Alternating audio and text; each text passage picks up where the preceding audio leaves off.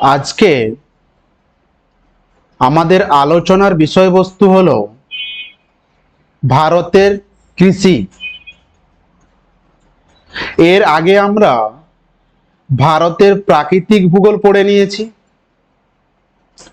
আজকে যে অধ্যায়টি আমরা শুরু করব সেটি হলো ভারতের অর্থনৈতিক ভূগোলের একদম প্রথমে রয়েছে যে অংশটি, সেটি হলো ভারতের কৃষি। আমি তোমাদের সঙ্গে রয়েছি, তোমাদের গোপাল স্যার। ভূগোল বিষয়ে খুঁটিনাটি প্রত্যেকটা তথ্য সবার আগে সবার কাছে তুলে ধরব। প্রত্যেকটি ভিডিও সঠিক সময়ে সবার আগে পেতে চ্যানেলটি অবশ্যই সাবস্ক্রাইব করে রাখবেন। ভূগোল বিষয়ে কি করে 100-তে 100 পাওয়া যায়, বা সাধারণ স্টুডেন্টের ক্ষেত্রে কিভাবে মাধ্যমিকে 7টি বিষয়ের মধ্যে ভূগোলে সব থেকে হাইয়েস্ট নাম্বার পাওয়া যায়, সে বিষয়ে আমি প্রত্যেকটা ভিডিওতে আলোচনা করব। প্রত্যেকটা চ্যাপ্টার সঠিক তথ্য সহ আলোচনার পাশাপাশি ওই চ্যাপ্টার পড়ানোর পরে বলে দেব ওই চ্যাপ্টারে কি কোশ্চেন আসতে পারে বা কি ইম্পর্টেন্ট। তাই ভিডিওটি তোমরা সবাই মন দিয়ে ভালো করে দেখবে। এছাড়াও ভূগোল বিষয়ে তোমাদের যদি কোনো কিছু জানার থাকে অবশ্যই তোমরা নিচের কমেন্ট বক্সে অবশ্যই জানাবে।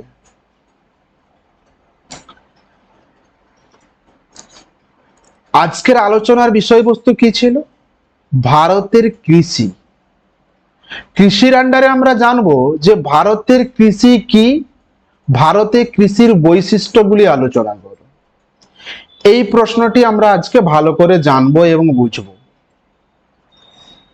দেখো, ভারত কৃষি প্রধান দেশ, কারণ ভারতের বেশিরভাগ মানুষ এই কৃষির উপর নির্ভর করে তার জীবিকা নির্বাহ করে, বা কৃষির উপর নির্ভর করে সবচেয়ে বেশি কর্মসংস্থান সৃষ্টি করে। আর মূলত ভারতে কৃষিকাজ করা হয় সর্বোপরি আগে খাদ্যের চাহিদা পূরণের জন্য। যদি কৃষিকাজ কি বলি, এক কথায় যদি বলি যে দেখো নিচের ছবিটা দেখলে বুঝতে পারবে যে এখানে একজন কৃষক ভূমি কর্ষণ করছে। তার মানে মৃত্তিকা কর্ষণ করে ফসল উৎপাদন করাটাকে আমরা কৃষিকাজ বলবো। এই কৃষিকাজকে ইংরেজিতে বলা হয় এগ্রিকালচার। এই এগ্রিকালচার শব্দটি দুটি লাতিন শব্দ এগার, যার অর্থ হচ্ছে ভূমি বা ক্ষেত্র, এবং কালচার অর্থাৎ কর্ষণ বা পরিচর্যা থেকে এসেছে। এই দুটো ওয়ার্ড মনে রাখবে। তার মানে ব্যুৎপত্তিগত দিক থেকে কৃষির অর্থ হলো ভূমি কর্ষণ। দেখো, ভারতে অঞ্চল ভেদে জনসংখ্যার চাহিদা আলাদা, সেখানকার প্রাকৃতিক পরিবেশও আলাদা, আর্থসামাজিক সাংস্কৃতিক পরিবেশেরও পার্থক্য আলাদা লক্ষ্য করা যায়। কৃষকের অভিজ্ঞতাও আলাদা। নতুন কৃষি প্রযুক্তির ভিত্তিতে কি করা হয়, বিভিন্ন অংশে বিভিন্ন ধরনের কৃষিজ ফসলের চাষ করা হয়ে থাকে। অর্থাৎ ভারতে অঞ্চল ভেদে বা স্থান ভেদে বিভিন্ন জায়গায় বিভিন্ন ধরনের কৃষিজ ফসল চাষ করা হয়ে থাকে। তাহলে আমরা কৃষি বলতে কি বুঝলাম, যে ভূমি কর্ষণ করে ফসল উৎপাদন করাকে কৃষিকাজ বলছি। প্রথম ছবিতে আমরা কি দেখলাম, যে একজন কৃষক পশু শক্তিকে কাজে লাগিয়ে ভূমি কর্ষণ করছে।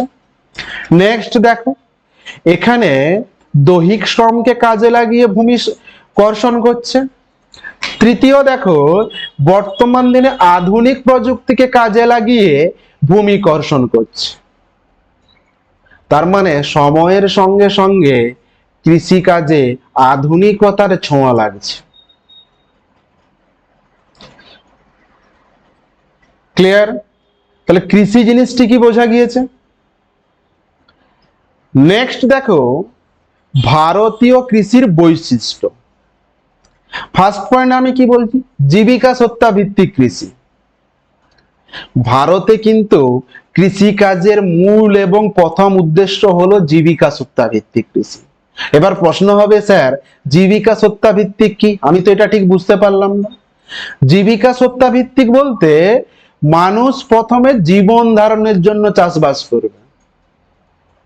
মানে যে ছবিটা দেখো, যদিও এটা একটা আনুষ্ঠানিক ছবি, এটা তাও আমি তোমাদের বোঝার জন্য দিয়েছি যে মানুষ প্রথমে চাষবাস করবে যে আগে সে যাতে নিজের খাদ্যের চাহিদা মেটাতে পারে, বিক্রির উদ্দেশ্যে চাষবাস করবে না। প্রথমত সে যে নিজের খাদ্যের চাহিদা মেটানোর জন্য চাষবাস করবে, সেই কৃষিটাকে বলছে জীবিকা সত্তা ভিত্তিক কৃষি। একটা উদাহরণ দিই তাহলে ভালোভাবে বুঝতে পারবে। ধরো আমি বলছি একটা কৃষক পরিবারে বা একজন ফ্যামিলিতে 4 জন মেম্বার রয়েছে। এই 4 জন মেম্বারের সারা বছরে 400 কেজি কৃষিজ ফসলের প্রয়োজন। ধরো ওই কৃষকের বাড়িতে যে কৃষি জমি রয়েছে বা যে পরিমাণ কৃষি জমি চাষ করেছে, সেখান থেকে 400 কেজি বা 450 কেজি ফসল উৎপাদন করেছে। যদি 400 কেজি করতো আর ওই কৃষকের প্রয়োজনই আছে 400 কেজি, তাহলে দেখো এখানে এক্সট্রা হচ্ছে না, মানে ফসল অতিরিক্ত হচ্ছে না বা উদ্বৃত্ত হচ্ছে না। তাহলে যেটুকুই উৎপাদন হলো খাওয়ার জন্যই শেষ হয়ে গেল। এটাকেও বলছি জীবিকা সত্তা ভিত্তিক। ধরো আমি বললাম 400 জায়গায় দেখো প্রয়োজন 400, উৎপন্ন হয়েছে 450 কেজি, তার মানে 50 কেজি ফসল এক্সট্রা। তাহলে দেখো যেটুকু এক্সট্রা হলো বা উদ্বৃত্ত হলো এর পরিমাণ খুবই সামান্য। এটা বিক্রি করে কৃষক আর কত টাকা পাবে? সে না পাওয়ারই মতো, মানে বাজারজাত করার মতো ফসল উদ্বৃত্ত হয় না। তাই বলা হয় ভারতে 2-1টি অঞ্চল বাদে বেশিরভাগ জায়গাতে ভারতের কৃষি মূলত জীবিকা সত্তা ভিত্তিক কৃষি। নেক্সট দেখো পশু শক্তির প্রাধান্য। বলছে ভারতের অধিকাংশ কৃষকই দারিদ্র সীমার নিচে বসবাস করে। তাহলে একটা কৃষক যদি দারিদ্র সীমার নিচে বসবাস করে, সে কৃষিক্ষেত্রে আধুনিক যন্ত্রপাতি কিভাবে কিনবে? তার কাছে তো পয়সাই নেই। আধুনিক যন্ত্রপাতি কেনা বা কৃষিকাজে ব্যবহারের জন্য কৃষকের আর্থিক দিক দিয়ে সচল হতে হবে, কিন্তু কৃষক তো দারিদ্র সীমার নিচে বসবাস করে। তখন দেখা যাচ্ছে কৃষিক্ষেত্রে পশু শক্তিকে কাজে লাগিয়ে চাষবাস শুরু করেছে। সে লাঙল হতে পারে, ফসল বহন করা হতে পারে, ফসল মাড়াই হতে পারে, প্রতিটা কাজে পশু শক্তিকে কাজে লাগানো হচ্ছে। তার মানে ভারতের কৃষিকাজে আমরা কি দেখলাম? পশু শক্তির প্রাধান্য রয়েছে। নেক্সট দেখো জনসংখ্যার বিপুল চাপ। ছবিটা দেখলেই বোঝা যাচ্ছে যে ভারতের জনসংখ্যা বর্তমানে কি হারে পরিবর্তন হতে শুরু করেছে, অর্থাৎ ক্রমান্বয়ে বেড়েই চলেছে। তাহলে জনসংখ্যা যদি বাড়তে শুরু করে, ধরো এটা আমি ধরলাম আমার একটি কৃষি জমি ছিল, এখানে কি হতো না, ধরো কৃষি কাজে ব্যবহার করা হতো, চাষবাস। বর্তমানে দেখা যাচ্ছে জনসংখ্যা বাড়ার ফলে এই অংশে মানুষ ঘর বাড়ি বানিয়ে ফেলল। আবার কি করছে? মানুষের প্রয়োজনে রাস্তাঘাট বানিয়ে ফেলছে, মানুষের প্রয়োজনে দেখা যাচ্ছে শিল্প বানিয়ে ফেলছে। তাহলে যত জনসংখ্যার পরিমাণ বাড়ছে, কৃষি জমির পরিমাণ কমে যাচ্ছে। আবার এই বিপুল পরিমাণ জনসংখ্যার খাদ্যের চাহিদা মেটানো অসম্ভব হয়ে উঠছে। তাছাড়া জনসংখ্যা বাড়ার ফলে যেটা বড় সমস্যা এসে দাঁড়ালো, যে শ্রমিক সস্তা হতে শুরু করেছে, সহজলভ্য হতে শুরু করেছে। আর একটা হচ্ছে ঋতুগত বেকারত্ব। ঋতুগত বেকারত্ব জিনিসটা কি? যে বলা হয় ভারত এই কৃষি প্রধান দেশে বেশিরভাগ মানুষ কৃষির উপর নির্ভর করে, জীবিকা নির্বাহ করে। আর এই ভারতের কৃষিতে মূলত মৌসুমী বৃষ্টিপাতের উপর নির্ভর করে চাষবাস করা হয়। এবার দেখো, বর্ষাকাল তো মাত্র 3 থেকে 4 মাস। জুন জুলাই বরাবর বর্ষাকাল শুরু হয়ে থাকে। তাহলে ওই সময়টা সারা ভারত জুড়ে প্রায় চাষবাস হয়ে থাকে। তাহলে বেশিরভাগ মানুষ যারা কৃষি কাজের সঙ্গে যুক্ত, তারা ওই সময় কৃষির সঙ্গে যুক্ত হয়ে কাজ করার সুযোগ পেল। তাহলে বাকি 9 মাস কি করবে যখন কৃষি কাজ হচ্ছে না? তার মানে বর্ষাকালে একটা মানুষ কাজ পেল, বাকি অন্য ঋতুতে আর কাজ পেল না, সে গ্রীষ্মকাল হোক বা শীতকাল হোক। তখন সেটাকে বলছি কি? ঋতুগত বেকারত্ব।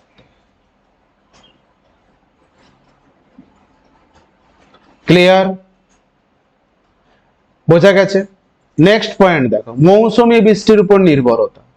যেটা আগের পয়েন্টেও বললাম, দেখো ভারতের কৃষি মূলত মৌসুমী বৃষ্টিপাতের উপর নির্ভরশীল। মানে মানুষ অপেক্ষায় আছে কখন ভারতে মৌসুমী বায়ু প্রবেশ করবে, বৃষ্টিপাত হবে, কৃষক চাষবাস করতে শুরু করবে। যদি তোমরা বলো যে স্যার মৌসুমী বায়ুর উপর কেন নির্ভর? কারণ ভারতে জলসেচ ব্যবস্থা তেমন উন্নত ঘটেনি। এবার প্রশ্ন হতে পারে স্যার জলসেচ কি? এর পরের পয়েন্টে আমি আসছি। দেখো, ভারতে এই যে মৌসুমী বায়ুর প্রভাবে বৃষ্টি হচ্ছে, এটা কিন্তু মানুষের নিয়ন্ত্রণে নেই। মানে কখনো অল্প সময়ে প্রচুর বৃষ্টি হলো, তখন কি হয়ে গেল? বন্যা। আবার কখনো বৃষ্টি হলো না, স্বাভাবিকের তুলনায় কম হলো, খরা পরিস্থিতির সৃষ্টি। আবার মৌসুমী বৃষ্টিপাতের অসম বন্টন বলতে, ধরো আমি বলছি এটা আমার পশ্চিমবঙ্গ, এটা ধরো বলছি পাঞ্জাব। আজকে পশ্চিমবঙ্গে প্রচুর বৃষ্টিপাত হলো, হয়তো পাঞ্জাবে বৃষ্টিপাত হলো না। তার মানে বৃষ্টিপাতের অসম বন্টন। সারা ভারত জুড়ে একই সময়ে একই পরিমাণ বৃষ্টিপাত হয় তা কিন্তু নয়। তাছাড়া বৃষ্টিপাত হয়েছে মানে কৃষিক্ষেত্রে যতটুকু জল প্রয়োজন বা পর্যাপ্ত যে জল প্রয়োজন সেই পরিমাণ বৃষ্টিপাত হবে তাও কিন্তু নয়। অর্থাৎ ভারতে অথচ বিকল্প জলসেচের ব্যবস্থা তেমন নেই। অর্থাৎ ভারতের কৃষি মৌসুমী বৃষ্টির উপর অধিক নির্ভরশীল। আর এই মৌসুমী বৃষ্টির উপর নির্ভর করে ভারতে বর্ষাকালে সবচেয়ে বেশি আমন ধান চাষ করা হয়ে থাকে। আর সারা ভারত জুড়ে চাষবাস করা হয়ে থাকে। কোশ্চেন দিতে পারে ভারতে কোন সময় সবচেয়ে বেশি বা সারা ভারত জুড়ে চাষবাস করা হয়ে থাকে? সেটা হচ্ছে মৌসুমী বায়ুর আগমনে। মৌসুমী বায়ুর আগমনে কি চাষ করা হয়ে থাকে? আমন ধান। এটা মনে রাখবে, মনে রাখার কৌশল যে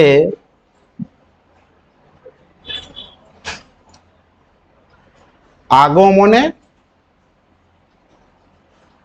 আমন ধান। মনে থাকবে কথাটা, মৌসুমী বায়ুর আগমনে আমন ধানের চাষ হয়ে থাকে।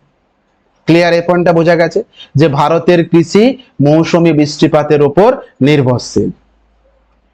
জলসেচের ব্যবহার, যেটা একটু আগে বলবো বলে বলছিলাম। জলসেচ দেখো, এটা যদি ভারতের কৃষি জমি হয়ে থাকে, আমি একটু আগে বললাম যে মৌসুমী বৃষ্টিপাতের উপর অধিক নির্ভরশীল। ক্লিয়ার? কিন্তু এই বৃষ্টিপাত হলো না বা পর্যাপ্ত হলো না, তাহলে তুমি যে এই ফসলের যে চাষবাস করেছো, এই কৃষিজ ফসল কি নষ্ট হবে? তুমি চাইবে যে নষ্ট হওয়ার হাত থেকে রক্ষা করতে, তখন তুমি কি করবে? এখানে বিকল্প জলের ব্যবস্থা করবে। এই বিকল্প জলের ব্যবস্থাকে বলছি জলসেচ। আর ভারতের কৃষিতে এই জলসেচে এখনো সেই পরিমাণে উন্নত নয়। অর্থাৎ টোটাল যদি আমি ভারতে 100% জমি ধরি, 80% জমি ভারতে জলসেচের অধীনে নেই, অর্থাৎ 20% জমি জলসেচের অন্তর্ভুক্ত। তার মানে 20% জমি জলসেচের অন্তর্ভুক্ত যেগুলো, ওই জমিগুলোই সারা বছর চাষবাস হবে। তাহলে 80% জমি সারা বছর জুড়ে চাষবাস হবে না। ক্লিয়ার? বোঝা গেছে? নেক্সট দেখো, ক্ষুদ্রাকার জমি জোট। ক্ষুদ্রাকার বলতে এটা খুব ইন্টারেস্টিং একটা পয়েন্ট। দেখো, ভারতের যে জমি, এগুলো কেমন ভাবে ভাগ হয়েছে দেখ। বলা হয় ভারতের পরিবারগুলো 51বর্তী পরিবার। কি হচ্ছে? উত্তরাধিকার সূত্রে জমিগুলো ভাগ হয়ে যাচ্ছে। ধরো এক্সাম্পল বললাম, আমার দাদুর বা তার আগের প্রজন্মে এই জমিটি ছিল, দাদুর 2 ভাই দুজনে ভাগ করে নিল। তারপরে দেখো কি বলছি, তার 2 ছেলে ভাগ করে নিল, তার আবার 2 ছেলে, তার আবার 2 ছেলে। আলটিমেট দেখো এত বড় একটা জমি কত ছোট হয়ে গেল। এখানে ছবিটা দেখেই বোঝা যাচ্ছে। যখন কৃষি জমিগুলো ক্রমশ মালিকানার ভিত্তিতে ছোট হতে হতে একদম ক্ষুদ্রাকৃতি হয়ে যাচ্ছে, তখন আর আধুনিক প্রযুক্তি ব্যবহার করা যাচ্ছে না। অর্থাৎ এই কৃষি জোত, জমিকে জোতও বলা হয়, কৃষি জমি বা জোত, আয়তন অনেক ক্ষুদ্র হয়ে যাচ্ছে। দেখো জমিগুলো দেখো খুবই ছোট ছোট। তাহলে তুমি এখানে আধুনিক যন্ত্রপাতি, ধরো বড় বড় ট্রাক্টর, বড় বড় কৃষি যন্ত্রপাতি, সেগুলো তুমি ব্যবহার করতে পারবে না। একটা তথ্য বলছি দেখো, 1951 খ্রিস্টাব্দে মাথা পিছু কৃষি জমি ছিল 0.75 হেক্টর, আর আজকে 2011 সালে 0.11 হেক্টর, আর আজকে আমরা রয়েছি 2024 সালে। তার মানে এই 0.11 হেক্টরটা আরো কমে গিয়েছে।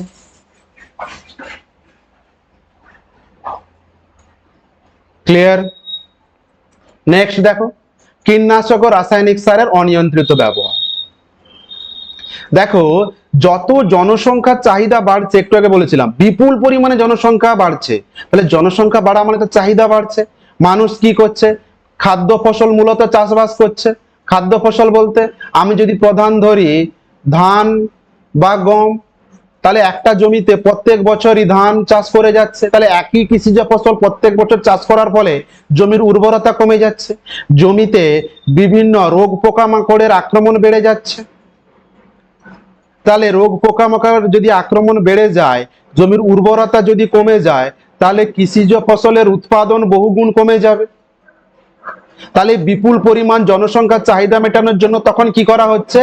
কৃষি ক্ষেত্রে রাসায়নিক সার, ওষুধ এবং কীটনাশক স্প্রে করা হচ্ছে।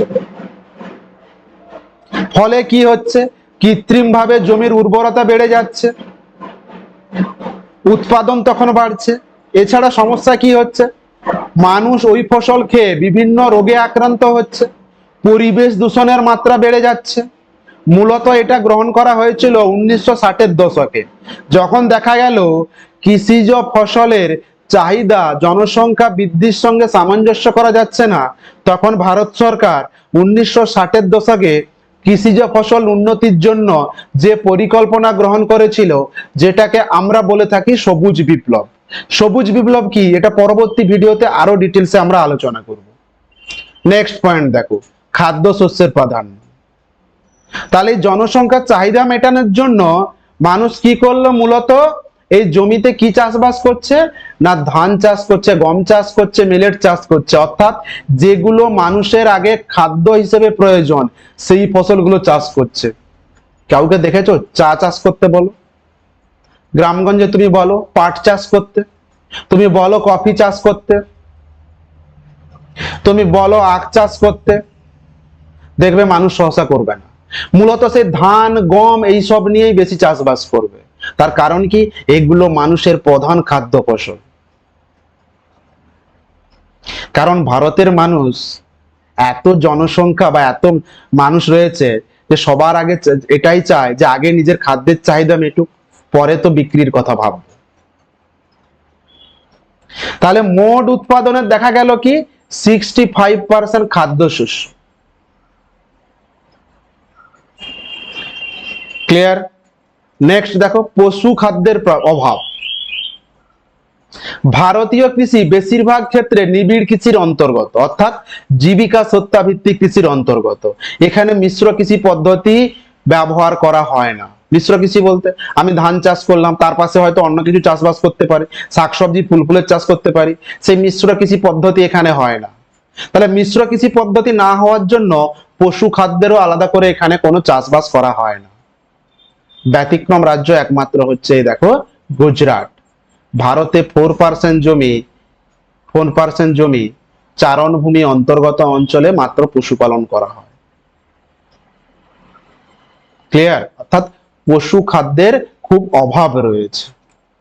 বহু ফসলি চাষ, দেখো ভারতে জলবায়ুগত বৈচিত্র্য রয়েছে, মৃত্তিকার বৈচিত্র্য রয়েছে, ভূমিরূপের বৈচিত্র্য রয়েছে। এই জন্য দেখো হয়তো পশ্চিমবঙ্গে বেটার ধান চাষ হচ্ছে, কর্ণাটকে হয়তো ভালো কফি চাষ হচ্ছে, দার্জিলিং এ হয়তো ভালো চা চাষ হচ্ছে, পাঞ্জাব হরিয়ানা উত্তরপ্রদেশ এই দিকগুলোতে হয়তো ভালো গম চাষ হচ্ছে।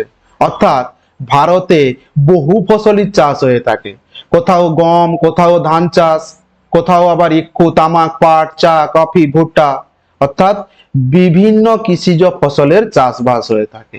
তাই বলা হয় ভারতে যেমন ঋতুগত বৈচিত্র্য রয়েছে, জলবায়ুগত বৈচিত্র্য রয়েছে, তেমনি কৃষিজ উৎপাদিত ফসলেও একটা বৈচিত্র্য রয়েছে, অর্থাৎ বহু ফসলি চাষ হয়ে থাকে। বোঝা গেছে? 10টা পয়েন্ট আলোচনা করলাম। কি কি পয়েন্ট আলোচনা করলাম এক ঝলকে একবার দেখে নেব। দেখো ফার্স্ট পয়েন্ট কি বলেছিলাম? কৃষির বৈশিষ্ট্য, জীবিকা সত্তা ভিত্তিক কৃষি। দ্বিতীয়ত কি বলেছিলাম? জনসংখ্যার চাপ। তৃতীয় বলেছিলাম পশু শক্তির প্রাধান্য। 4 বললাম মৌসুমী বৃষ্টির উপর নির্ভরতা। 5 জল সেচের ব্যবহার। 6 বললাম ক্ষুদ্রাকৃতিক জমি জোট। 7 কি বললাম? কীটনাশক ও রাসায়নিক সারের ব্যবহার, খাদ্যশস্যের প্রাধান্য, বহু শস্যের উৎপাদন। ক্লিয়ার? বোঝা গিয়েছে? তাহলে আজকে আমরা মূলত পড়লাম ভারতের কৃষি কি, ভারতের কৃষির বৈশিষ্ট্যগুলি আলোচনা করো। এবার আমি তোমাদেরকে দেখো টোটাল 10টা পয়েন্ট বলেছি, তোমরা 6 থেকে 7টা পয়েন্ট মনে রাখবে। তোমার এই 10টা পয়েন্টের মধ্যে যেগুলো সোজা হবে তুমি সেই পয়েন্টগুলোই শুধু পড়বে।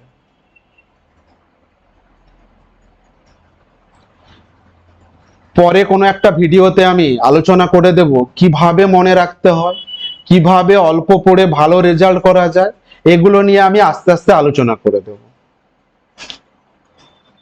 যাই হোক, সবাই ভালো করে পড়াশোনা করো। কোনো অংশে যদি তোমার বুঝতে সমস্যা থাকে বা ভূগোলের যদি কোনো অধ্যায় বা কোনো কিছু জানার থাকে অবশ্যই কমেন্ট বক্সে জানাবে।